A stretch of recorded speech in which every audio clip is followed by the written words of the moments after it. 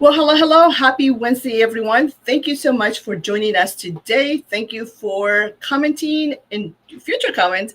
Thank you for tuning in. I'd like to be able to see where you are watching. If you can please tell me, share with us, put a comment to make sure that you can hear me as well as we can test our sound. Thank you. We are live. We have a very intentional discussion for you today. So I'm really looking forward to bringing in our guest in just a second.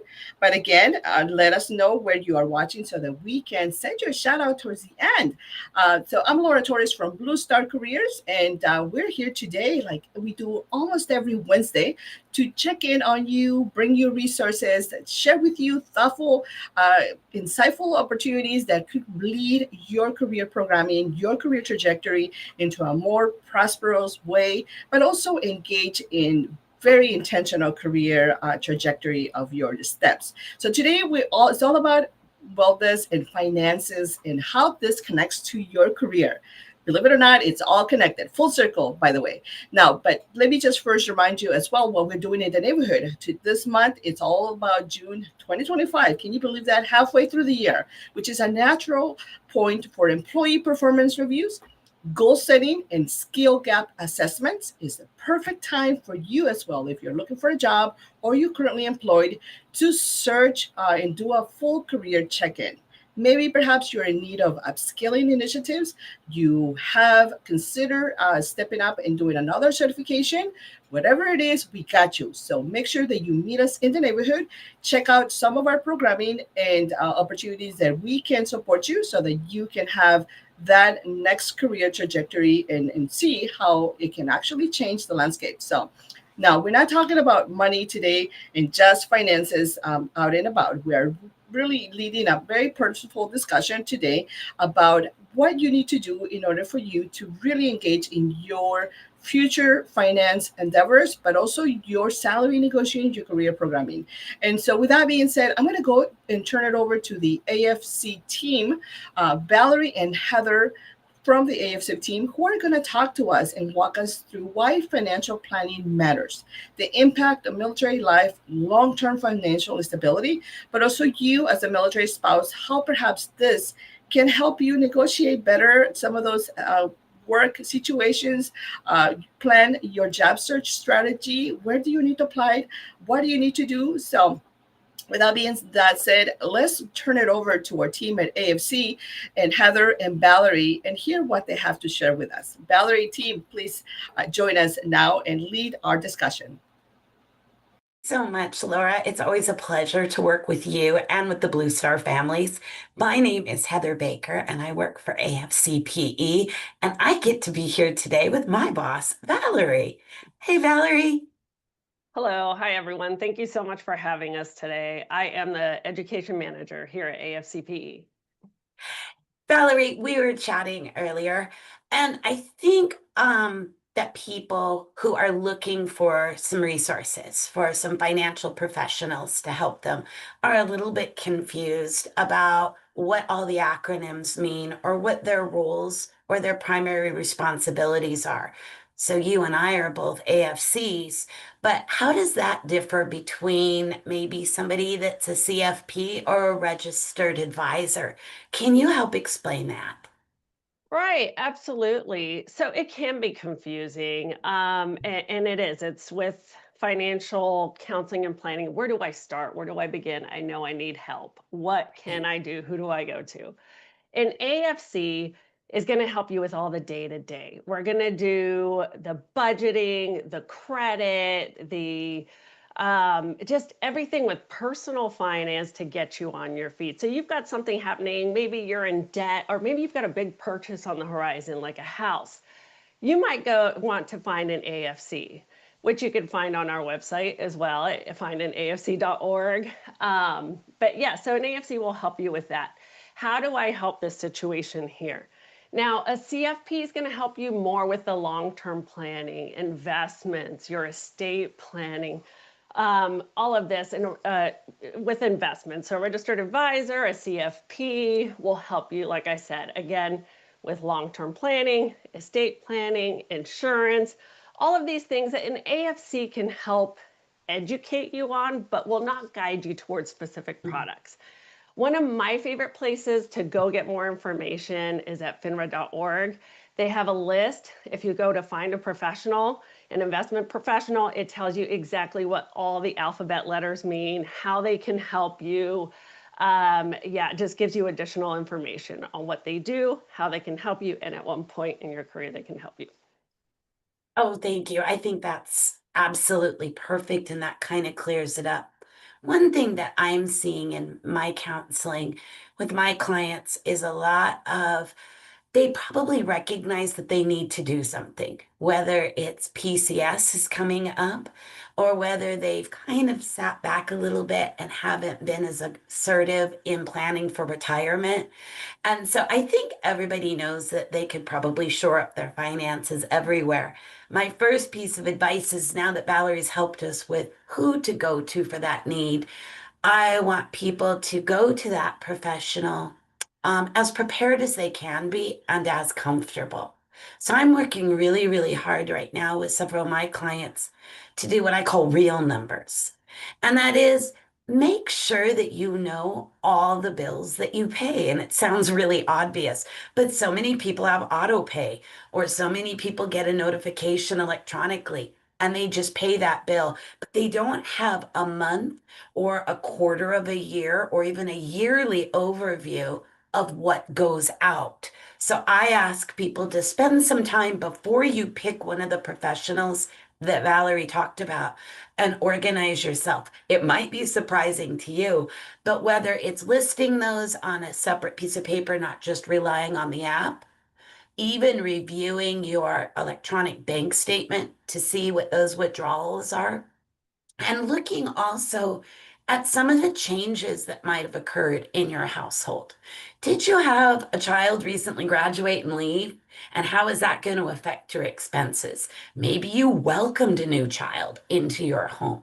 Maybe you have opened your home to extended family members or people. So we need to look at those so that when we pick one of those professionals and sit down, we are prepared.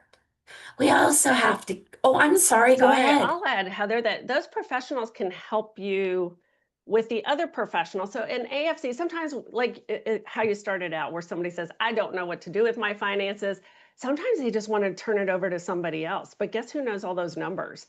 They do. So they got to get it in order. And then AFC can really help somebody get those numbers together, get that budget together that the CFP is going to need. Now in AFC, a CFP might be an AFC. This is where we go back to learning the Right. letters, what they mean. Somebody can be dual certified and be able to help you with both. It's all about finding the niche and the specialization that's right for you. As Heather said, you might have somebody going, a child going off to college. There's AFCs that specialize in, helping your child go off to college, or CFPs that specialize in that. There might be a divorce. There might be different things in your life. So as you're looking for the professionals and getting all these personal finance things in order, you might want to pick somebody that specializes in that. And I'll pick one last thing before I hand it back over to you, Heather, but the MFQP, right? Military Financial Qualified Professionals might be, as we're talking alphabet soup, though they actually specialize in military finances. They also, their website can be a great site to go to understand. They've got a chart, AFC versus CFP, and how this all fits together. But yes, all of the letters can work together to help you get what you need and take advantage of the resources available to you at different levels. So an AFC can really make sure that you're taking advantage of everything that you can and really utilizing those resources and preparing for the next professional there. Sorry, Heather, go ahead. No, you're fine. So I think whatever goal it is, if you are looking at PCSing and you need to start saving, maybe you really do want to tackle some more aggressive or assertive investing for your retirement. We first need to start with what you have to work with.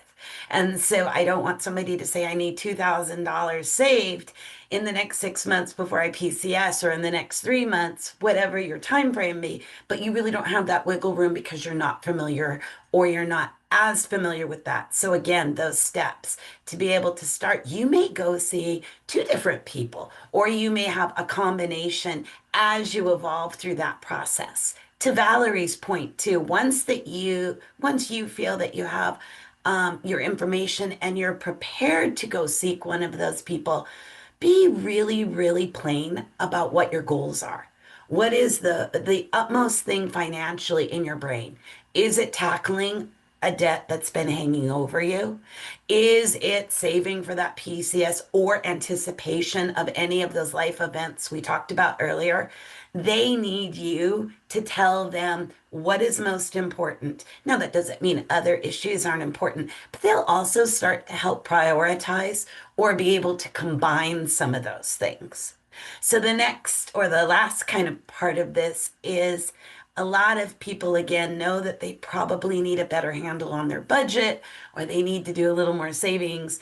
So where do you start? Where do you find these people? Valerie mentioned that Find an AFC on our website is a tool that can help you.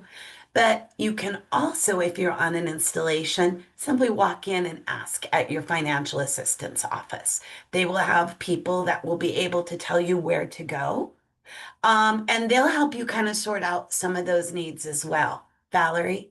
Which on FinRed, actually, finredlearning.gov, you can go and find an installation close to you that has a personal financial counselor. You can put in your zip code and it'll pop one right up for you. And I highly recommend taking advantage of those free services first.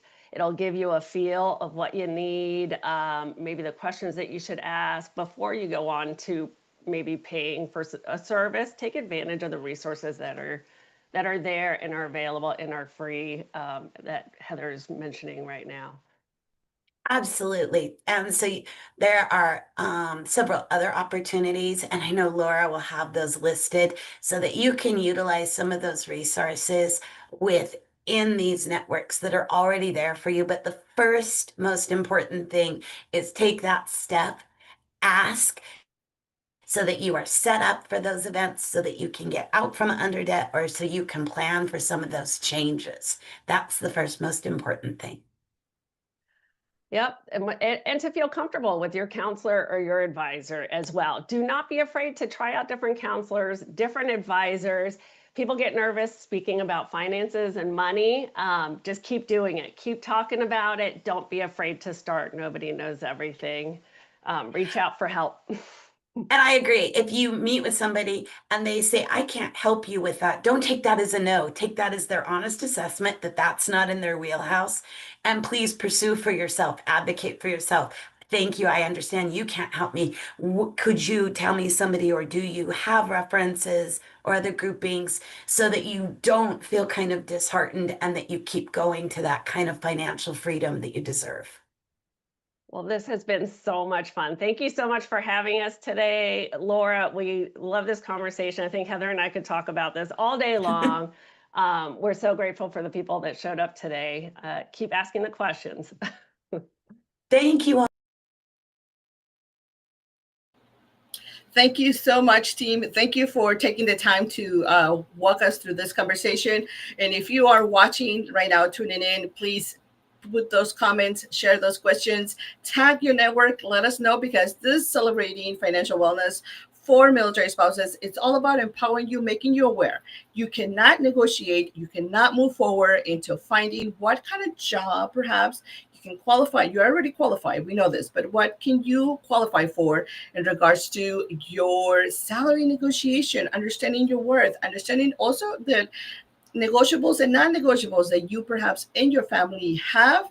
So starting with your financial planning 101 is key. Then from there, we can move on and figure out what jobs can we also assess that will be great for us. Now, one other topic that I often hear as well here through the military spouse community, and I know I experience it myself, is about understanding about what kind of tax situation do I need to be part of, whether am I a resident of this state or this other state, and all these good good food for thought celebrations that we need to know.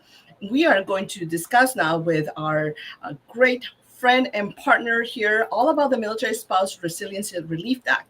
If you don't know what that means, that's okay. The only reason I know that is because I had to experience and go through that hurdle myself a few years back and change my tax situation multiple times.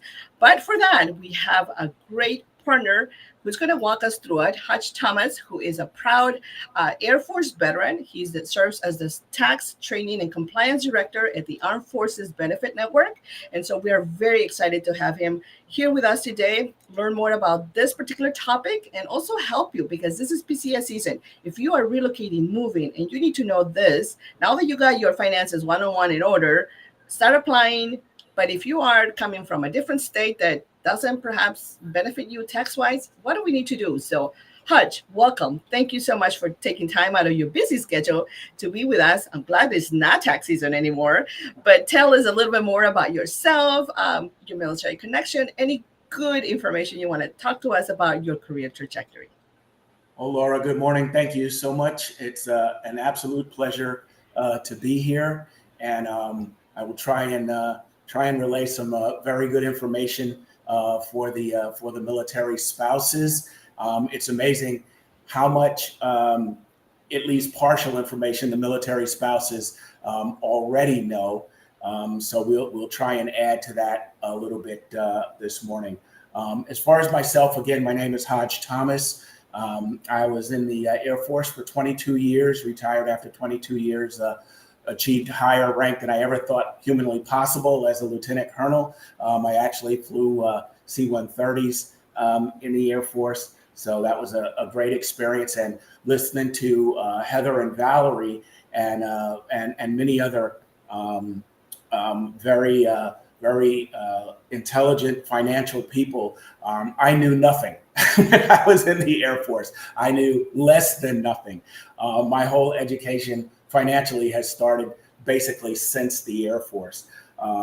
Here with Armed Forces Benefits Network, AFBN for short. I've been with them for 13 years, doing taxes with them for 13 years. And it's been a fantastic and enlightening experience. A little bit about AFBN before we talk about the military spouses. We were established in 2005, and then in 2008 began doing free tax prep for active duty military, Guard and Reserve as well. We also do financial counseling for active duty military and DoD members, a comprehensive benefits review for different insurances, educational assistance. Basically, when we do a benefits review, it's from beginning to end, encompassing all those aspects. Here at AFBN, currently, we have about 81 years of experience to bring forth to help the military members. So that's where we're coming from. That's wonderful. Thank you so much for that. Wow, what a combination of like superpower brains, financial gurus that come together to do, like you mentioned, from the beginning all the way to the end, and really empower us to make better financial decisions.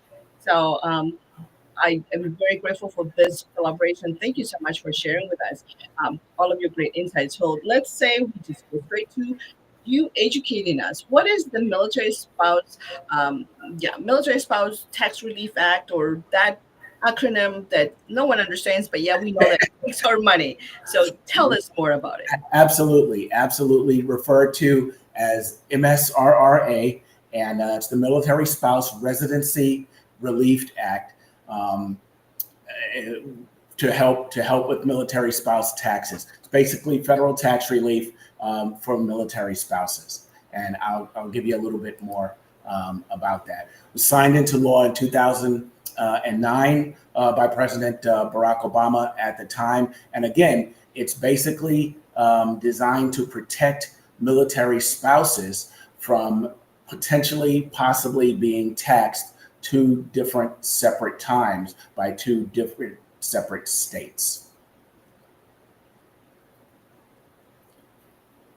And what it does, and I'll give you a great example that will make this complicated definition and confusing definition much, much clearer in just a minute. But it does provide tax relief for military spouses, again, so that they can maintain the residency of their home state without having to be taxed and pay taxes in a state that they're only in because of military service and being PCSed or stationed in that particular state. So where in essence, they could be taxed by their home state and they could be taxed by the state they're in. This act, the Military Spouse Residency Relief Act, alleviates that problem.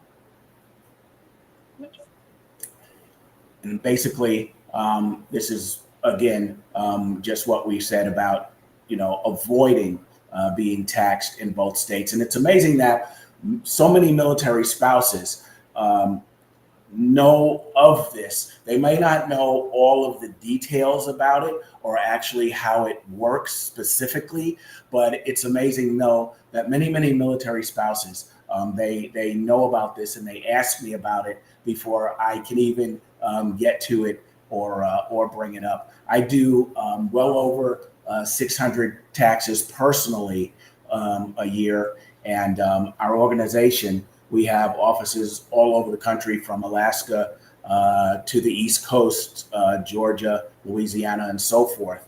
And so this is something that we deal with on an absolute daily basis. I have an office in Las Vegas, Nevada, outside of Nellis Air Force Base, and then I also go a couple of days a week to 29 Palms, California, for a Marine base that's there, and Marines and their spouses.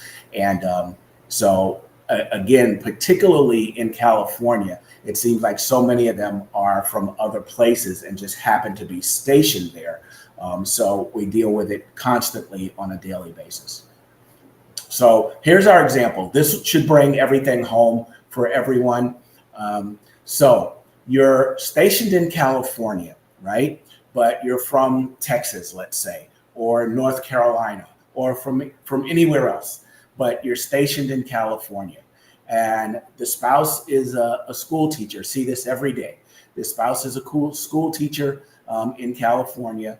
Again, home of record or resident of Texas, North Carolina, wherever.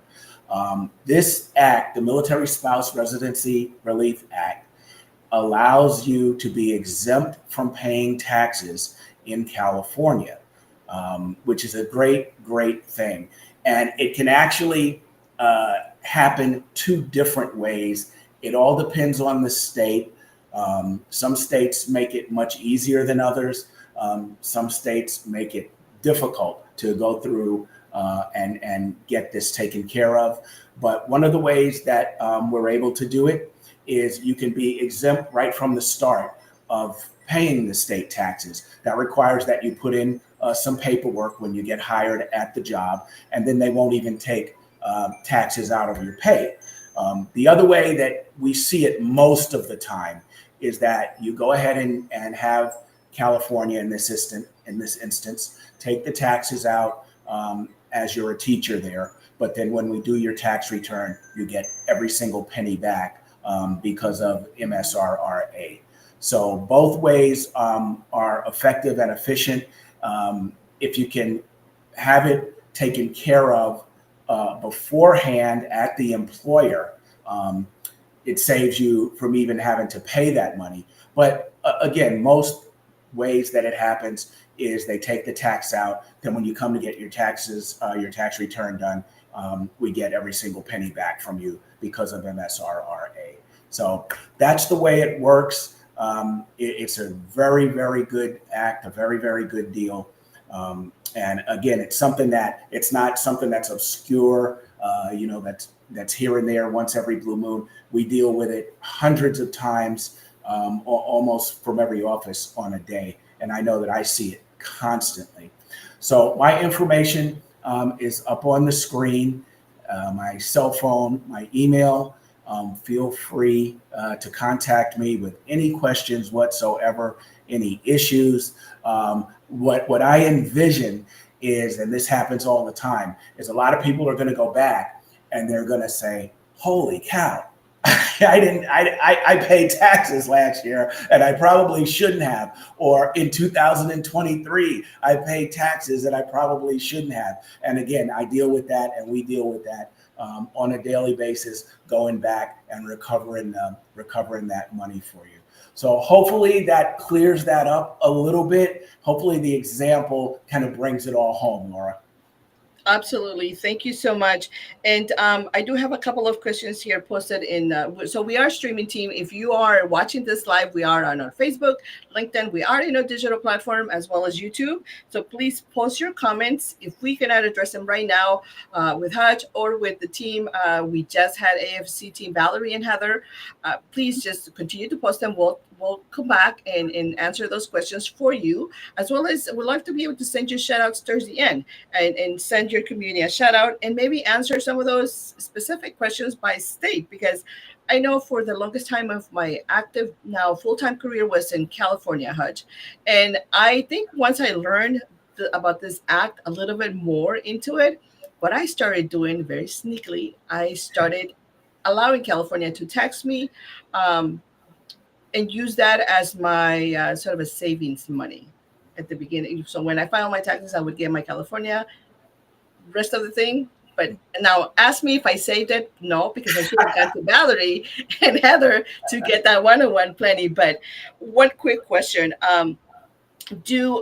When does this military spouse relief act stop? Because I have a question, for instance, here from Michelle that asks, is this also for veterans and or retirees as well? When does this act sort of stops following and being a thing for military spouses? Right. It's only for active duty military spouses. So once you retire, it no longer applies. But the whole time that you're active duty, it absolutely applies. And again, depending upon what state you have been stationed in or PCS to, it can be super easy for us to take care of, or just a little more complicated, requiring a few more clicks of the mouse and a few more forms. But in either case, if you're an active duty military spouse and you're away from your residential state, it absolutely applies to you. Just once you're separated from the military or retired, then that no longer applies. Got it. Thank you. Now it's PCS season, so here's another question here in one of our platforms. If I'm relocating, how should I approach my employer to, especially this comes pretty good. This question, if I didn't tell them I was a military spouse, I got a job, and I don't want to disclose it. How do I then approach? Should I approach this so that they don't tax me for that state? What would be your suggestion? Basically, it's usually a piece of paperwork. So you go into typically the HR department of your employer, and if it's a big employer or it's in very close proximity to the military base, they have probably dealt with this routinely. So they are probably versed on what piece of paperwork needs to be done, and the fact that when you tell them you're a military spouse, it's not a foreign language to them. So that's the way that you have to accomplish it to be exempt and not have the taxes taken out to start with. I would say, again, in my experience, that's not the most common way that it's done. Laura, the way you did it to kind of build yourself a guaranteed savings program, that's typically the way most people do it, because again, in some instances, they don't even know that this is available. But for those that know about it ahead of time, you just have to go into your HR department and let them know that you're a spouse, and they can provide you with the paperwork so that the taxes aren't taken out to start with. But if you don't do that, then when you come to get your tax return prepared, then we can take care of it and get you your money back. Wonderful, thank you. And then here's one other one. How does this affect someone who's relocating or PCSing Ocanas? How could this potentially affect their tax situation? What should they know? Okay, so that gets into kind of a whole different situation, but not necessarily a bad situation. If you're let's say you're in Japan, for example, this is another common thing. We can do foreign tax credit for you working while you're in Japan, where your money again will not be taxed, or if it is taxed, you will get that back. So it's almost the same type of thing. It's just kind of it's just kind of has to do with being in a foreign country, and because of your military service and PCSing. So in the end, it works out to be about the same thing. It's just two different mechanisms. That's all. Awesome, thank you. And then one other one. Would this affect if I'm a self-employed or 1099 small business? Does this act also applies to me in any way, or? Not if you're self-employed, because typically, if you're self-employed and your earnings are cash, or if you're self-employed and you do get a 1099, not a W-2, you do get a 1099 for your income, there's no taxes taken out anyway. So basically really doesn't apply to being self-employed. Got it. So we're seeing a lot 1099s out and about. Can you just briefly explain to us, like, what does that mean when you are a 1099 person, So contractor slash employee? basically three ways for you to get paid. We're all very familiar with a W-2. That's what we typically get from our employer. A 1099 is when an employer pays you on a 1099. The most important thing you need to know is that taxes are not taken out. So you have to plan for that and allow for that. There are many jobs that pay on a 1099. Some of the ones we see very often are things like Uber and DoorDash, where you're doing a job like that. But there are many places that pay on a 1099 because it actually supposedly saves the employers from paying a lot of other things. So I'll see dental technicians, some specific type of nursing jobs, things like that, where the employer pays on a 1099. If you're self-employed, again, depending upon how your income comes in, you may be getting 1099 from other places. You also may be paid in cash. So those examples obviously don't fall into the MSRRA, but the super important thing to remember with cash or 1099 income is the taxes have not been taken out. So you have to plan for that ahead of time. Awesome. Thank you so much. I'm a diehard tax enthusiast at some point. I think I told you that earlier. So we can go on and on, just like Heather and Valerie, about this discussion. Would you please hang on with me here backstage as we go now and make connection? We want to know, of course, more about financial wellness. What can military spouses do to ramp up a little bit their career awareness about, how to negotiate salary, how to negotiate what they need in order for them to find the right intentional job, and they assess things, because it's very important, right? Hutch, we got to do our planning. Now we know about our tax commitments and that kind of thing. But then now that you are employed, how do you then take your retirement? Military spouses are so behind on retirement opportunities, in a way. So we want to know a little bit more about how to engage in that particular trajectory as well, so that you can complement full level all of your career direction, but also engagement and decisions. So let's go to Monique. Monique Street, who's also our was a Blue Star Families Deploy Fellow from last year, as well as she's now a relationship manager at AAF Mat Trust, and she's going to walk us all about military spouses should know from her perspective about retirement situations and how you need to catch up from your retirement perspective. All right, let's go, Monique. Welcome. You all so much for having me. I really appreciate being here today to talk to the Blue Star Careers community. Laura, you've done such a great job with building this out, and really happy to be here to talk to some fellow military spouses. So I am Monique Street. I am a relationship manager at AFMA Wealth Management and Trust. We are a wholly owned subsidiary of Armed Forces Mutual. Some may still be getting used to that new name. You may know us as AFMA or AAFMAA. Sometimes people would say it. Legally, they're still AFMA. They're just now going by their middle name, Armed Forces Mutual. So what we do is we provide a host of resources to the military and veteran community. At Armed Forces Mutual, many may know them for their life insurance products. It can be very difficult for service members active duty to receive life insurance, but we do have policies that don't have as many of those restrictions as you may see out in the civilian market. We also have our AFMA Mortgage Services team, and again, AFMA Wealth Management and Trust, which is where I am, and we provide investment management, comprehensive financial planning, and trust management services to our military and veteran communities. So I am here today actually to talk about one of my favorite topics, and that is retirement savings opportunities for military spouses. This is something that is near and dear to my heart because I come from a background of working as a personal financial counselor on the installations. And while I really enjoyed that opportunity, I found that many of the resources that we were providing were so focused on the service member. Of course, we know all about their pensions, we know all about the thrift savings plans, but what options are there that are available to our military spouses?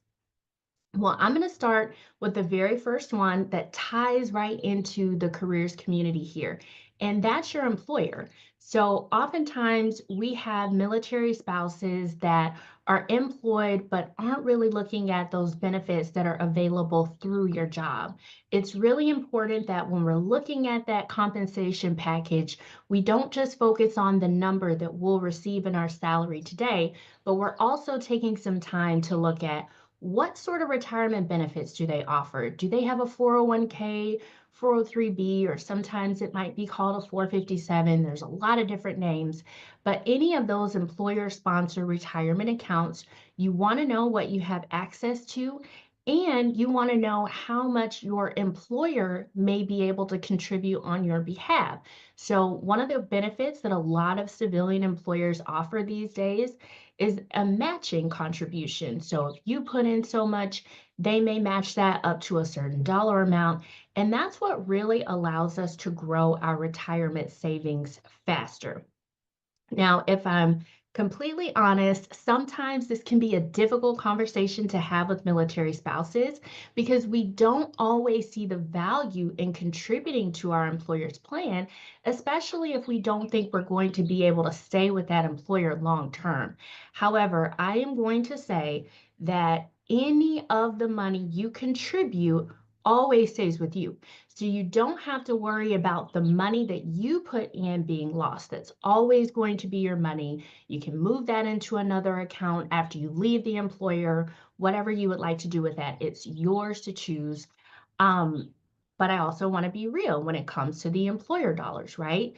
Sometimes because we're relocating, because we're having to change jobs, we may not fully vest. Vesting means that you get to keep the money that your employer is contributing to that retirement savings plan. This is an issue, a very long-standing issue that we have in the military spouse community, right? Is sometimes we're having to leave our jobs before we get to take all of the employer contributions with us. It's really unfortunate. It's something that organizations like Blue Star Families and others are advocating for because we know that military spouses really need those additional contributions to stay on track.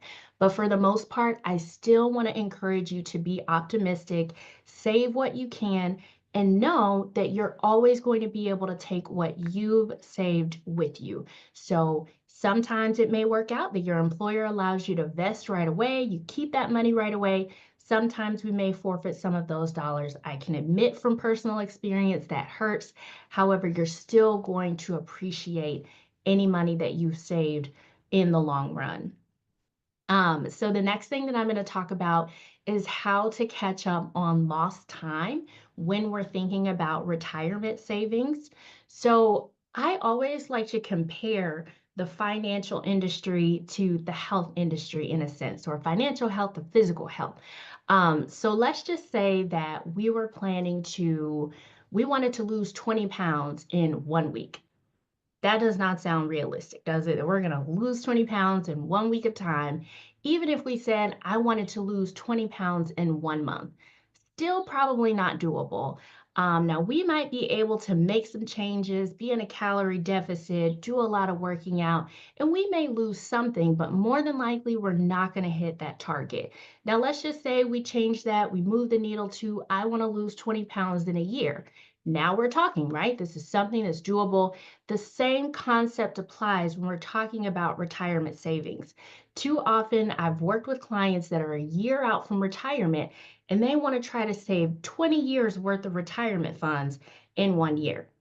It's just not doable. Even if we put your entire paycheck towards retirement, we're probably not going to have enough money for you to live on for 20 plus years. So, this is something that we have to start thinking about while we're at these working ages, is that not only are we working to provide for our current lifestyle, but we're also working to provide for our futures, for that time where maybe we no longer want to work, or maybe we unfortunately can no longer work. And this can be a couple to maybe even several decades worth of time. People in my family tend to live into their 90s, right? But they're certainly not going to be working that long. And we want to think about that reality, because you're going to need some savings, but it's going to take several years for you to build up that opportunity to retire. It's such a difficult conversation when I've met with clients who are in their 70s or in their 80s and they're still working because they never took the time to start contributing for retirement. So, what can we do? First and foremost, start saving now. Whatever you can save, it can be a small amount, whether it's $5, it's $50, whatever you can put aside in your budget, start building out that habit as soon as possible. Now, this may not coincide with some of the advice that you hear from financial gurus online, right? There are some that say, oh, you got to pay off all your debt first, or oh, you have to hit this other mark first. Well, I want you to get into the habit of just contributing something, right? Because same thing, if we go back to that example with a diet, you start in January. Oh, well, our kid's birthday is this month and I want to be able to eat cake. So I'm going to put it off to February. And then in February, there's Valentine's Day and you want to eat chocolate. In March is St. Patty's Day. You want to drink beer. We keep finding all of these reasons to put it off. And the same thing can happen with retirement. So get into that habit, save whatever you can today or as soon as possible, and then continue to build on that habit, adding more to that as you have additional room in your budget moving forward. Now, sometimes there are unfortunate circumstances. And like I said, given my background as a financial counselor, I completely understand that there may not be opportunities, room in the budget right now for retirement savings. If that is the case, please go and meet with a financial counselor at your installation through Military One Source. All of these free resources that are available to you so that you can find ways to, one, make that budget that you have more comfortable for today, and also start to get to that point as soon as possible where you've got some room for retirement savings. So we talked about one option that you could use, which is your employer sponsored account for those that are employed. But what about our military spouses that maybe aren't working right now? They're still looking for employment, that are between jobs, or maybe you're in a position where you can choose not to work. Well, in those cases, there's still something called an individual retirement account. And that individual retirement account, or IRA, is something that you can open up with a company of your choice, and you can invest dollars into that are outside, completely separate from your employer. Now, technically, to open an IRA, the IRS says that you need to have earned income. However, they do make an exception for spouses. So if you're married to someone who is working, you can still have what's called a spousal IRA. You can be contributing to that even though you're not working.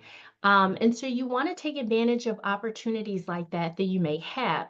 Now, I do recommend you go online and do some research specifically through irs.gov to look at the differences between a traditional IRA and a Roth IRA. Not everyone is eligible to contribute to a Roth IRA based on their income, and the tax treatment can be different for those too. So make sure you're understanding how those work based on your income, and also that you understand your eligibility. We don't like to see people get hit with tax penalties, but if you're not investing in the right type of account, sometimes those things can happen.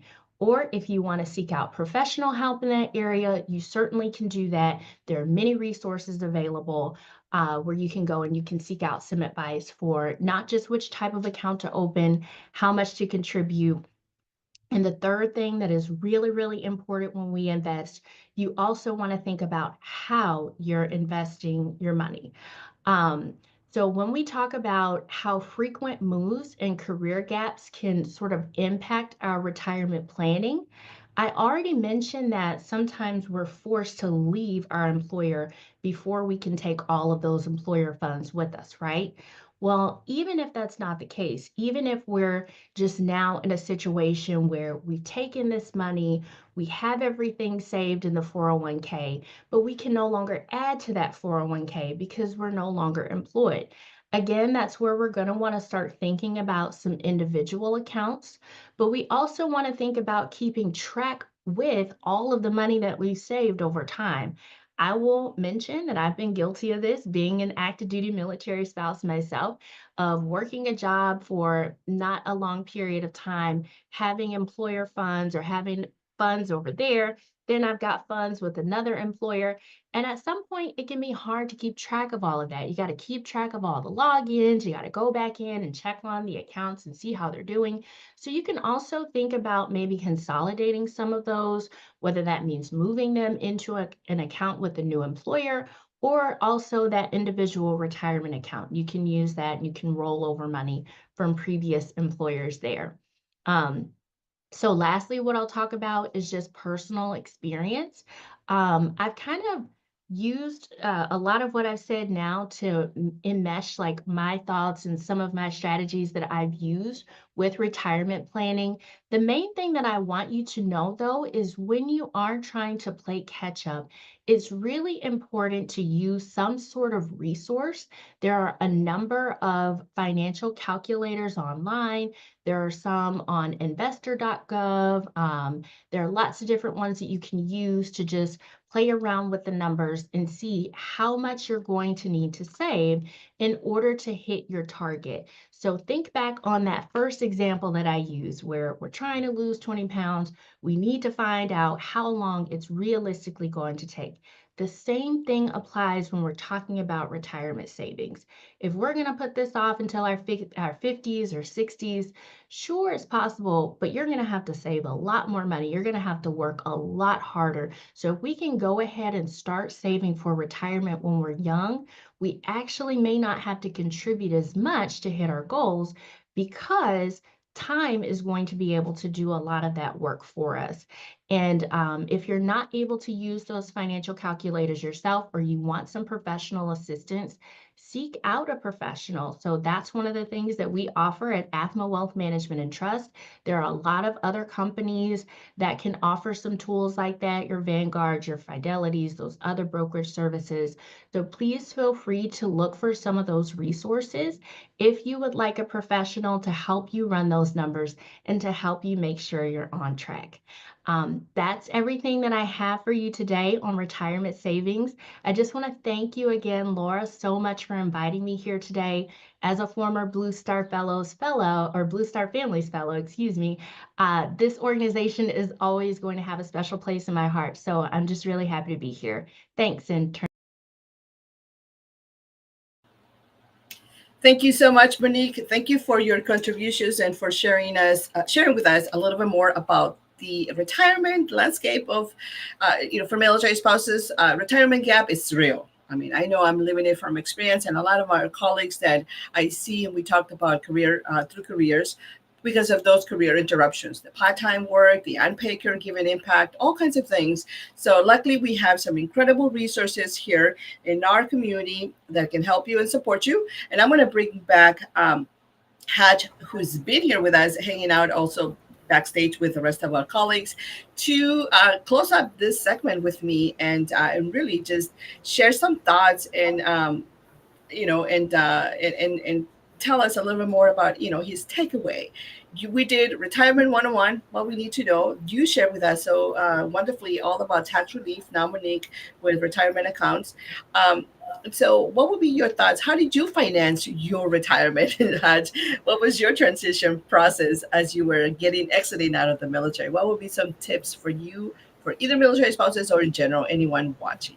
Yeah, what I have noticed is that at least in the Air Force and at least in my circles, flyers are a different breed. Whereas other professions in the military and in the Air Force particularly, they are much more well versed on so many other areas. They're much more well versed on educational programs. They're much more well versed on promotion, on getting promoted on time. They're much more well versed on financial situations. I'll be the first to tell you, 100% honest and true. I was so late to the show. Never really thought about it. When you're flying, you're all over the world. It's all exciting. It's this. The last thing you're thinking about is your future, and that's the thing that we try to convey so much to people now, like Monique and Valerie and Heather. If I had known these organizations or known about these organizations and all the other organizations that are out there when I was in, things would have been drastically different. And that's one of the things, because obviously not only do we do tax preparation, but we do benefits review, we do financial analysis, tax analysis. What can you do better financially? Whether it's a Roth, whether it's an IRA, do you need more insurance? If I had known some of those things and been much more aware, things would have been much different for me. I was very late to the show, very late getting started, and AFBN was actually instrumental in things like Monique was saying, like a Roth IRA. So I started all of my retirement planning basically at retirement. So not very smart, not very sharp, and very late to the show. And that's one of the things that I try to convey on my clients in particular when they come in for taxes or for financial analysis, benefits review. Don't be me. Don't be like I was. Be smarter than that. Start much earlier. Wonderful. Thank you so much for that. And that's precisely why the focus on today's discussion, and just kind of break it out a little bit more of a normal layout of what we have had previous discussions, is just to bring a little bit more empowering discussions for military spouses, service members, and the entire family, because we all benefit when one of our members in our family is more versed, aware of their financial situation. We all benefit, right? Especially if mom or dad are getting a little bit more aware of potential programs or resources that would help them. So I hope that you can watch the replay, team. Those of you who are watching live right now can tag your military spouse or your transition service member. Find out more about all these great 3 resources that we introduced you today.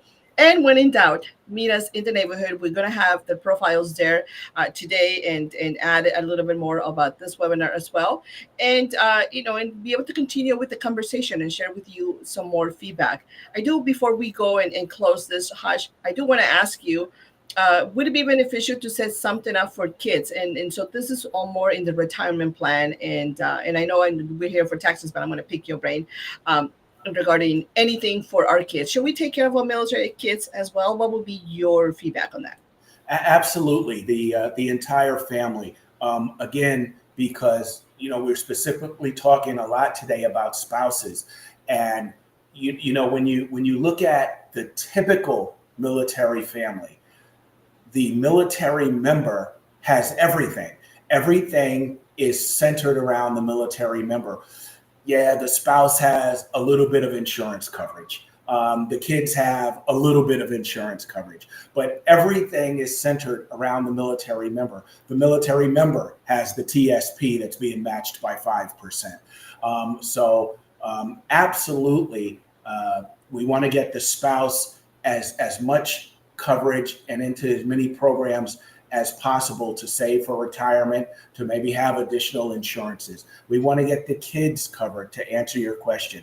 Absolutely. The parents can start, whether it's IRAs or Roths or other things that can be, dedicated and devoted to the kids. Because again, I talk about this all the time when doing the benefits review, when doing the financial and tax analysis.